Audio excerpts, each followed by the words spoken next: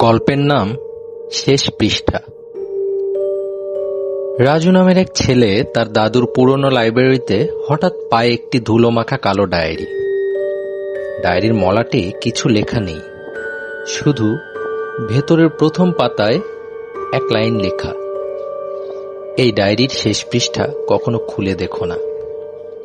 কৌতূহল হয়ে রাজু ডায়েরিটি পড়তে শুরু করে।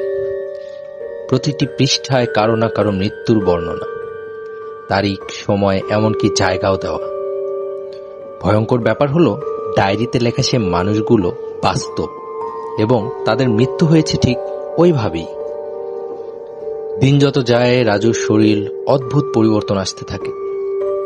রাতে ঘুমের মধ্যে সে অজানা ভাষায় কথা বলে, নিজেই নিজের শরীর আছড়ে রক্তাক্ত করে ফেলে। এক রাতে সে ভুল করে খুলে ফেলে শেষ পৃষ্ঠা। তারপর থেকেই সে দেখতে পায় এক কালো ছায়া তাকে অনুসরণ করছে, দেয়ালে, আয়নায়, এমনকি ঘুমের মধ্যেও। এক সময় রাজু পুরোপুরি নিজের নিয়ন্ত্রণ হারিয়ে ফেলে। তার বন্ধুদের একজন ডায়েরিটা পুড়িয়ে ফেলতে চাইলে রাজুর চোখ পুরো কালো হয়ে যায় এবং সে চিৎকার করে বলে, এটা আমার নয়, এখন তোর পালা। পরদিন রাজুর ঝুলন্ত মরদেহ পাওয়া যায় লাইব্রেরির ভিতরে।